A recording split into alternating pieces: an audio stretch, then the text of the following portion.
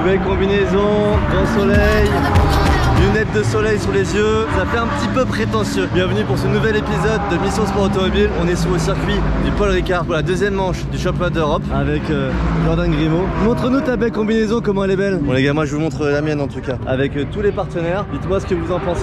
On est raccord, hein, c'est les mêmes avec des partenaires différents. Un petit merci à Milwaukee, Denon, BHK Royan, HBI, Facility, Catalan, Monsotti, SNMB Peinture, Défense. Sec, évidemment. Merci à tous les petits potes qui nous rejoignent dans cette aventure.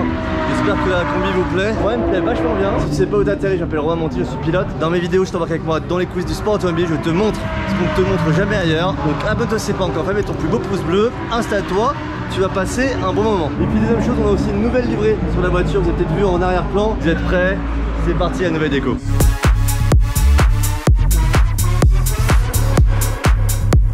Voilà, on s'est fait une déco spéciale Paul Ricard, spéciale France.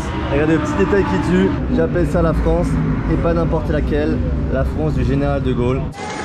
La petite référence qui parlera aux plus cinéphiles d'entre vous. Ouais, on a récupéré les couleurs bleu, blanc, rouge sur le capot avant. On a posé un petit film transparent sur le capot carbone. Regardez carbone, je trouve ça pas mal. Donc moi elle me plaît bien cette déco et au moins avec la bande tricolore devant et également sur la face avant, on sera bien reconnaissable. Bon alors les gars, spécificité ce week-end, on va être 56 voitures en piste. C'est encore plus que pour la manche d'ouverture à Monza. Manche qui nous avait pas du tout réussi vu qu'on avait fait 2 abandons. Donc on va essayer de mettre les mauvais souvenirs de Monza derrière nous et de faire un beau week-end ce week-end. Qu'est-ce que t'en penses? On fait Monza ou on fait mieux que Monza ce week-end? De toute façon, on peut pas faire pire. Ah non? Voilà. À 2 abandons, tu peux pas faire pire donc non. Comme d'habitude les gars, séance d'essai libre aujourd'hui. On a eu la première séance d'essai ce matin. On a la deuxième cet après-midi. Demain, qualif course. Et après-demain, course. Et je vous fais partager ça à chaque fois, comme si vous y étiez également. Et du coup, ce matin, la première séance s'est plutôt bien passée. Ce qui est bien, c'est qu'on avait déjà nos repères de fin de saison l'année passée en championnat de France pour la première course avec l'équipe. On a pu se recaler assez facilement.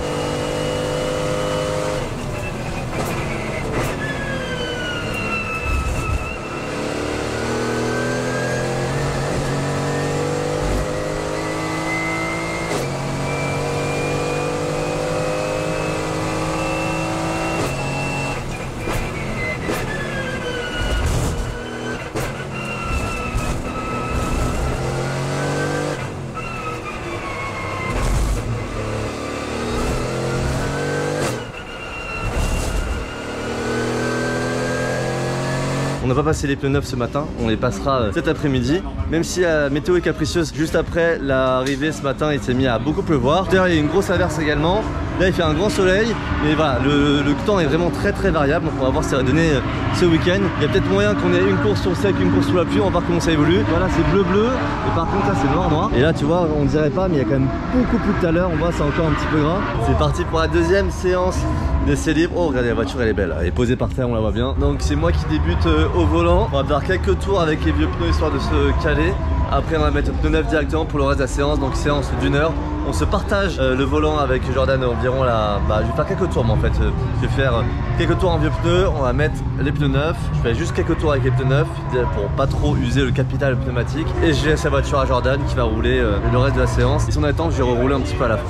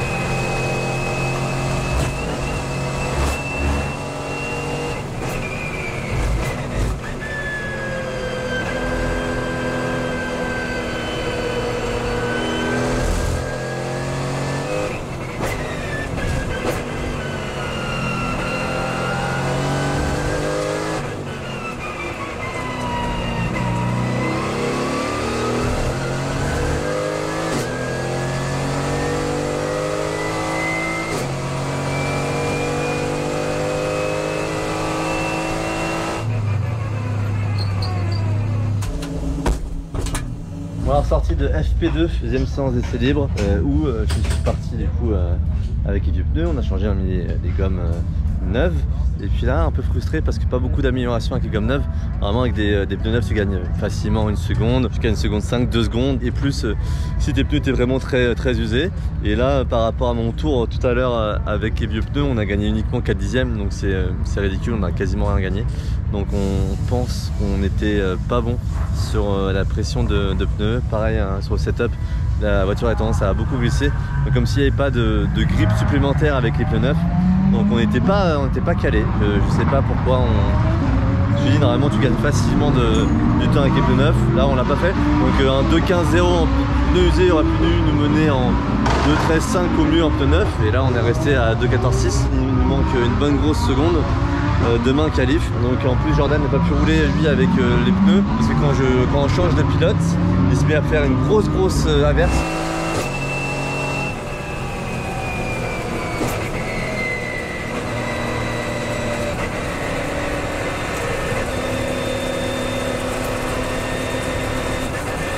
Jordan repart en pneu pluie avec beaucoup d'eau sur la piste et avec beaucoup de zones d'aquaplaning, donc il est vite rentré pour pas casser la voiture. J'ai roulé un petit peu après derrière lui pour voir comment ça se comportait sous la pluie. Effectivement il y avait une zone dans la fin du circuit qui était vraiment très trempée avec de l'eau stagnante et ça partait en aquaplaning.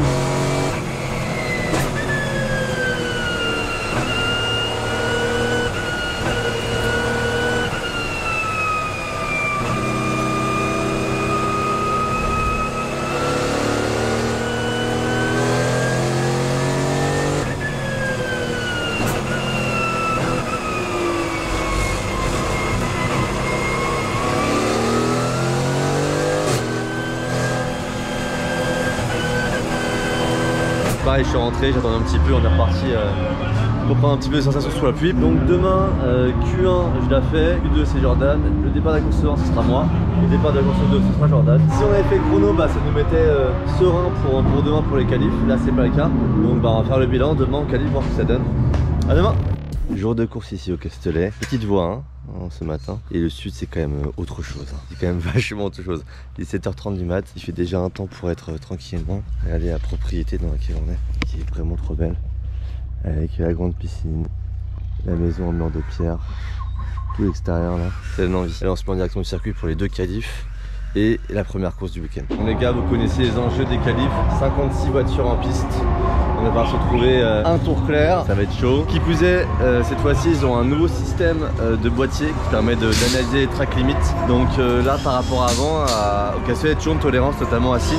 Tu peux aller loin et revenir avant les petits floppies qu'il y avait sur Signes. Maintenant tu n'as vraiment plus le droit d'aller au-delà avec les 4 roues des lignes blanches. Donc il faut bien rester des 4 roues en contact avec la piste. Et bah ça c'est nouveau, donc faut s'y faire parce qu'au Castellet on n'a jamais roulé comme ça. Donc là il va falloir pousser au maximum, utiliser le jus du pneu quand il est là, faire chauffer les pneus comme il faut, avoir un tour clair, faire très attention au track limit parce qu'ils vont supprimer les tours directement dès qu'il y a un track limit. Donc voilà, c'est toujours un compromis à trouver qui est pas facile. Et puis il faut se mettre en jambes quoi, aussi en condition le plus vite possible. Donc voilà, l'exercice des qualifications, jamais l'exercice le plus facile. On va tout donner et on va voir où ça nous mène. Rendez-vous après les qualifs. Bonjour à toutes et tous, très heureux de vous retrouver sous le soleil du circuit Paul Ricard. C'est parti, les voitures prennent la piste maintenant. 2 séances qualificatives de 20 minutes donc pour déterminer les 2 grilles de départ.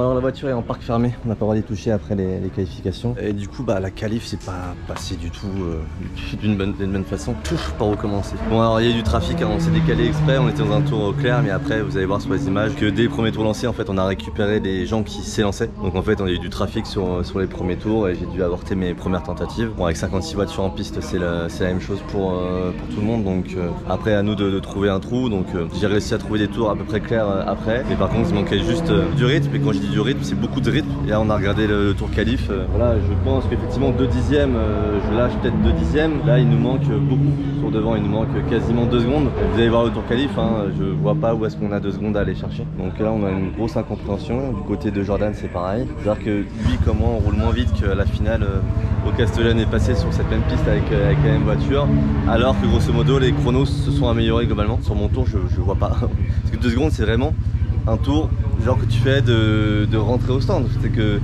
sais c'est un coup d'un lap, un tour tranquille, et voilà. Donc là 2 secondes alors que je suis comme ça, là on a une incompréhension, on sait pas trop d'où ça peut venir. On avait fait pas mal de changements sur le setup. Ce qui nous manquait c'était effectivement un gain entre les pneus usés, parce qu'en pneus usés on était pas mal, et le pneu neuf, sauf qu'en fait voilà le gain qu'apporte le pneu neuf on n'arrive pas à aller chercher. Donc après avoir en rythme de course, on a quand même une voiture qui est à 2 secondes en qualif quoi. Donc 2 secondes c'est beaucoup. Et puis après vous savez ce qualif là c'est très serré, donc nous ça nous met 33 sur la qualif, 2 dixièmes ça nous faisait faire P23, donc ça nous faisait gagner 10 places pour vous montrer comment c'est serré. Et sur ma qualif c'est à 1 seconde de la meilleure Mercedes, à 2 secondes de la pole, c'est beaucoup, c'est trop, et voilà on est en train de se torturer les méninges pour essayer de comprendre d'où ça peut venir. Jordan est à 1 seconde de mes chronos, donc c'est bien, encore une fois, pour une différence entre un pro et un AM, d'avoir une seconde simplement de différence, sauf qu'on est trop loin de base avec la voiture. Et là c'est même pas une histoire de BOP, parce que les Mercedes roulent bien quoi, donc on va essayer de travailler au max pour le début de course, mais quoi qu'il arrive on va partir 33ème pendant la course, donc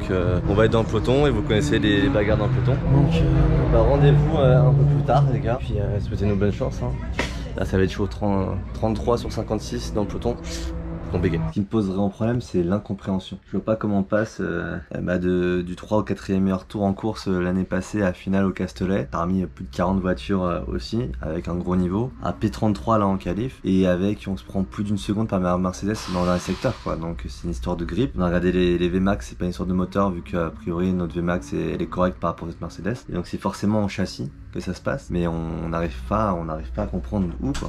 Et en même temps 2 secondes sur un setup de voiture, j'ai jamais vu ça. C'est vraiment la frustration de l'incompréhension, de pas savoir d'où ça vient. Parce que vraiment en comportement, ça va bien avec la voiture. Donc on se sent à l'aise, voilà. C'est juste qu'évidemment ça va manquer de grip. Évidemment on va aux limites de la voiture, donc on va à la limite du grip. Mais en fait tu me dis voilà, la voiture elle se comporte comme ça avec 2 secondes de mieux. Je te dis bah c'est parfait. Parce que là elle se comporte comme ça, mais il manque 2 secondes dans la voiture quoi. Les gars, c'est parti pour la course, let's go. Du soleil, 21 degrés, point 6, vous l'avez vu, 37 degrés, la température de la piste, des conditions idéales.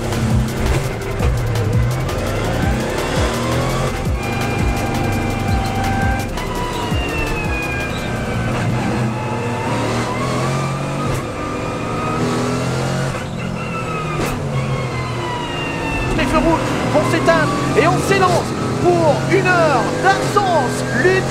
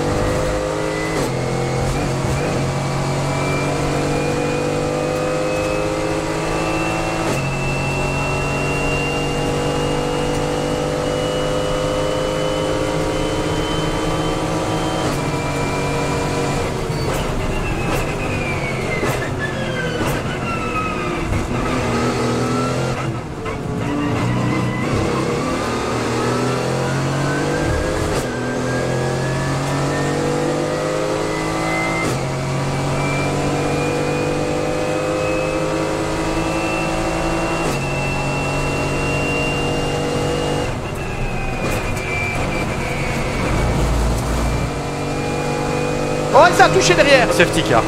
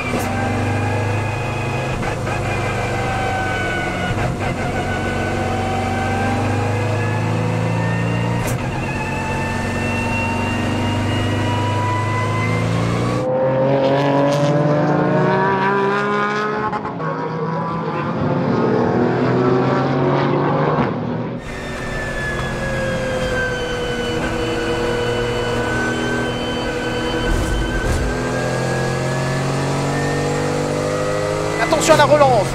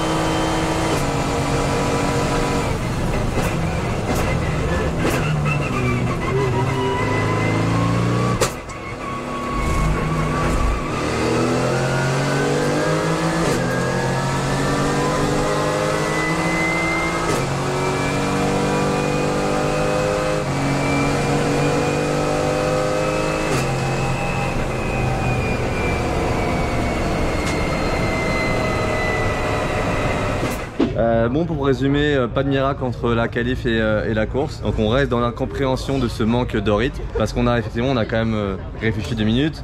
On a la même voiture, on a quasiment le même setup, les mêmes circuits, les mêmes pilotes et le même écart entre toi et moi par rapport à la finale du Castellet. Et pourtant, l'année passée à la finale, on fait 3e meilleur tour en course. Là, on fait le P35e temps tour en course quoi. Globalement, on a le même feeling dans la voiture. On a l'impression de ne pas pouvoir faire mieux. Que ce qu'on fait là. En châssis, on a l'impression d'être au bout de ce qu'on peut faire. On a discuté pas mal avec les gens de chez Mercedes qui ont des teams Mercedes aussi. Bah, a priori, on n'est pas déconnant en termes de setup. Pour vous résumer, début de course, je prends le volant, j'essaie de me défendre dans le peloton. Vous savez qu'à Mercedes, on a un peu de moins de vitesse. Il y a une grosse. C'est quoi? C'est Camaro. C'est Camaro qui arrive au départ, qui essaie de forcer un peu le passage, qui m'oblige à élargir un petit peu. À revenir, j'arrive à défendre ma position, à le repasser et après être un peu safe pour après. Puis après, safety car, parce qu'il y a eu un gros accident avec du corporel apparemment. Donc on espère que les pilotes vont bien. C'était pas rigolo. Du coup, longue paire de safety car.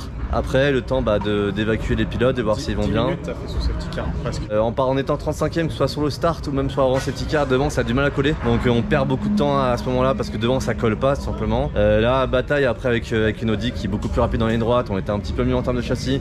Et vous avez vu sur les images, dès qu'il y a une relance, l'Audi ça fait gap et pas grand chose à faire. Il nous manque toujours du moteur, mais ça on sait c'est la Mercedes. Mais bon, si tu te qualifies devant, c'est pas grave, mais si tu te qualifies à l'intérieur du peloton, dès que tu as une voiture devant, en fait tu souffres parce que dans le virage tu veux pas faire perdre le châssis de la Mercedes et dès qu'il y a une relance derrière, la voiture elle fait gap. Puis pour toi, c'est pareil, vas-y raconte tout ta course. Moi je prends le relais, j'essaie de me mettre dans le rythme très vite, je prends les roues, j'essaie de prendre les roues de pilote Silver devant moi pour essayer de me tirer le maximum.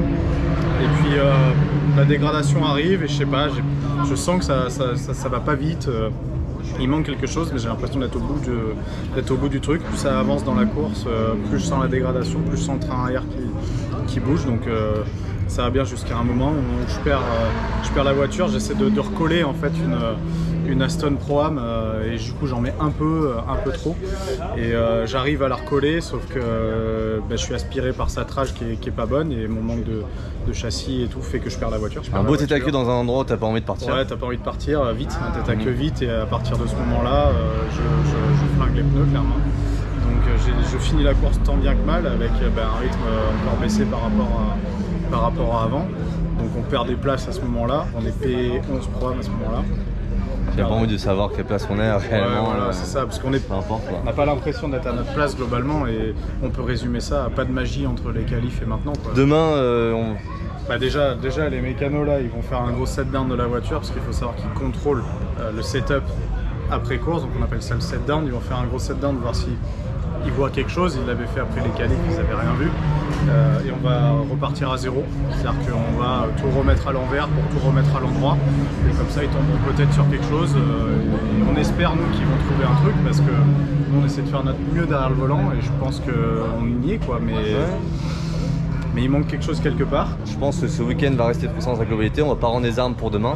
Donc départ demain 35. Et vous avez vu, c'est toujours très chaud les départs avec 56 voitures en piste. Donc pour soigner départ demain, rester en dehors de tous les problèmes. On verra s'il y a un safety ou pas. Avec 56 voitures en piste, ça peut être le cas. On espère que les pilotes qui sont impliqués dans de gros accidents vont bien. On essaiera de prendre des nouvelles. Et puis nous, on se voit demain, 3e course. Ciao, ciao. Hello, nouvelle journée de course ici pour la course 2. C'est Jordan qui prendra le départ. Et alors, on va faire une petite update parce qu'on suspecte vraiment un problème dans la voiture vu nos rythmes actuels. Il y a une autre équipe qui roule en Mercedes qui a accepté de comparer ses datas avec les nôtres. Donc ça c'est quand même fou parce que normalement c'est très rare en sport auto qu'il y ait une entraide comme ça. Et il y a un truc incroyable qui vient de se produire, c'est qu'on a été comparé mon tour qualif avec leur tour qualif où ils sont globalement 9 dixièmes plus vite que nous. Et nous, notre courbe qui était verte sur le graphique et eux la rouge, la courbe verte est systématiquement dessus. C'est-à-dire qu'on a plus de vitesse sur les freins, plus de vitesse dans le virage, plus de vitesse dans les lignes droites. Et pour autant, à la fin du tour, il y a une seconde de différence quasiment pour eux. Et ils savent pas expliquer, on sait pas l'expliquer. Donc il y a vraiment un mystère. Il y a un mystère parce que je dis, c'est freiné plus tard, on a plus de vitesse minimum dans les virages et on a plus de lignes droites. Donc il y a un mystère, on perd une seconde alors que mathématiquement la courbe est toujours au-dessus. C'est inexplicable. Là, il y a notre ingénieur Vivien qui est en train de se prendre la tête. Bon, on a comparé avec une deuxième voiture Mercedes qui allait bien plus vite que nous et même chose. C'est-à-dire que notre courbe est supérieure à la leur et pour autant on est moins rapide sur un tour. Et là, c'est le moment de partir en course. Donc on reste avec notre problème non identifié. On n'a aucune idée d'où ça peut venir. Donc on va faire du mieux possible en course avec les armes qu'on a. Mais c'est vraiment, depuis le temps que je fais du sport auto, j'ai jamais vu ça. Vivien a jamais vu ça non plus. C'est un truc de fou quoi, c'est-à-dire que mathématiquement c'est un truc qui est inexplicable. Bonjour à toutes et tous, ravi de vous retrouver sur le circuit Paul Ricard, jour 2.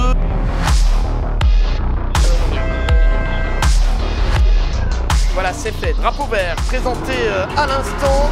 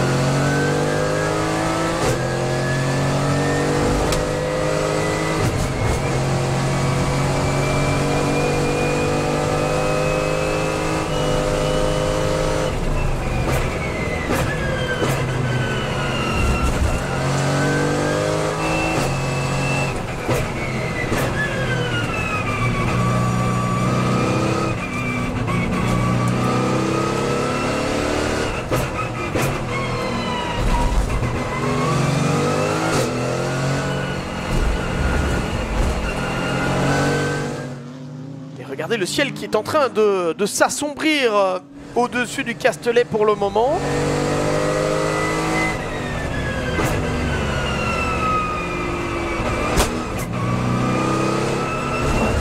Peut-être voir ce qu'il s'est passé d'ailleurs pour cette McLaren qui est engagée dans le GT4 Scandinavia, qui était en lutte ici avec Jordan Grimaud, ouais, qui a essayé de lui faire l'intérieur, la voiture Alphab. Oh, superbe manœuvre, c'est joliment fait ça.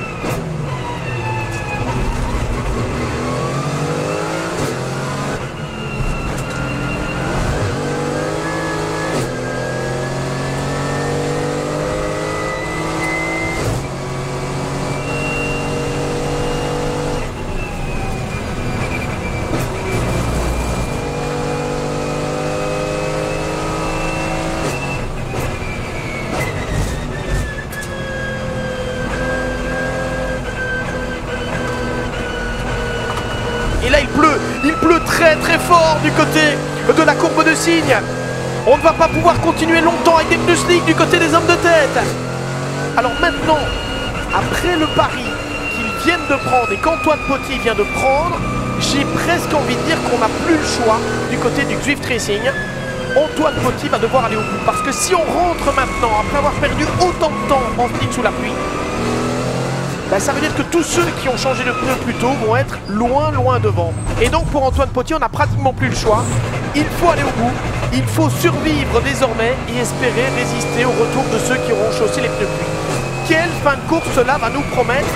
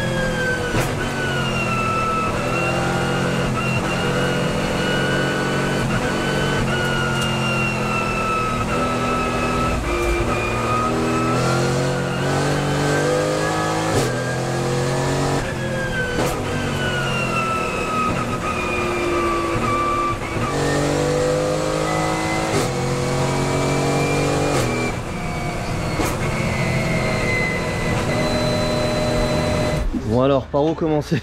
Quelle course de fou, mais dans tous les sens du terme. Donc Jordan fait son début de course, pas de rythme, hein, comme la veille, pas de miracle. Et puis on fait le changement de pilote et il se met à pleuvoir. On avait anticipé qu'il allait se mettre à pleuvoir. Il y avait une grosse masse nuageuse qui arrivait, on voyait sur les radars. Il faut savoir qu'ici au Castellet, comme sur beaucoup de pistes, ils regardent vachement les track limits, ce que je vous disais en début de vidéo, et qu'en fait tu as le droit de faire 6 track limits, le 7ème est sanctionné et après tu as une pénalité de temps dans l'arrêt au stand ou sinon qui t'est ajouté. Jordan a déjà pris beaucoup de track limits, on a essayé de faire rentrer pour faire un changement de pilote pour pas qu'ils se prennent davantage de track limits et que moi je fasse très attention aux track limits. Du coup on fait rentrer, je repars, j'ai 1 ou 2 tours sur le sec et après il se met vraiment à pleuvoir fort. Je reste quelques tours en slick sous la pluie parce que évidemment quand tu roules en slick sous la pluie, bah, les temps sont beaucoup plus élevés et tu as beaucoup plus de facilité de faire des erreurs, etc. Mais pour l'instant la piste n'était pas assez mouillée pour décider de mettre les pneus pluie. Donc je suis resté plusieurs tours, puis après on fait le call. Il faut savoir dans l'argumentation, c'est que quand tu décides de changer de pneus pour passer des slicks aux pneus pluie pendant la course, tu dois respecter un arrêt obligatoire de 3 minutes. Donc à ce stade de la course, il y a certains, la majorité des voitures ont fait le choix comme nous de passer en pneus pluie parce que vous avez vu dans les images c'était impraticable, ça partait vraiment d'un aquaplaning partout, mais avec les pneus pluie en fin de course. Donc pour les pneus slicks c'était vraiment très compliqué de rouler en piste. Sauf qu'en fait il y a une vingtaine de voitures qui a fait le choix de pas mettre les pneus pluie, de rester en piste en se disant le temps qu'on perd, en fait si on passe 3 minutes dans les stands, bah, c'est plus d'un tour de retard. Du coup il vaut mieux rester en piste, même à rouler à 30 ou 40 secondes des chronos, en disant on perdra moins de temps que de changer les pneus. Sauf qu'en fait bah, tous les mecs étaient en slick. Alors déjà c'est un miracle qu'ils aient réussi à pas casser les voitures, donc ça pour le coup bravo à eux. Et par contre en termes de track limit, vu qu'ils étaient en aquaplaning partout, ils respectaient jamais aucune track limit, c'est à dire qu'ils coupaient la piste un peu partout. on comprend pas pourquoi il n'y a eu aucune sanction pour tous les gens qui ont coupé. C'est-à-dire grosso modo, si tu étais en pneu pluie, il fallait que tu respectes les track limits. Si tu étais en pneu slick, bah tu pouvais aller tout droit dans les chicanes, couper la piste autant que tu veux, tu n'avais aucune sanction. Donc là on comprend pas trop ça, parce que nous évidemment on comptait là-dessus, parce que on pensait que tout le monde allait mettre les pneus pluie, parce que évidemment que vu notre position, on comptait voilà, les conditions climatiques changeantes pouvaient nous aider. Et là on comprend pas pourquoi la direction de course ne pénalise aucune des voitures qui ont fait des track limits. Bref, tout ça, ça vient pas changer grand chose pour nous de toute façon. On aurait pu compter sur un coup du sort comme la pluie, mais bah, même ça, ça nous a pas suffi. On a un loup dans la voiture, il va falloir qu'on essaie de trouver. On a prochainement des essais, l'équipe a prochainement des essais à l'Aidenon, donc on va essayer de faire un petit comparatif entre les voitures pour voir ce qui en ressort. Pas le week-end espéré, surtout pour un week-end à domicile. Voilà, le sport automobile, c'est des hauts, c'est des bas. Ce week-end, c'est très clairement un week-end de bas. Donc j'espère que ce petit week-end en immersion vous a quand même plu. Faut pas gagner à tous les coups. C'était vraiment très compliqué moralement. On essaiera de revenir plus fort pour la prochaine manche. Mets ton plus beau like si t'as aimé cette vidéo. Abonne-toi si c'est pas encore fait. Et moi je te dis à bientôt pour une prochaine vidéo. Ciao.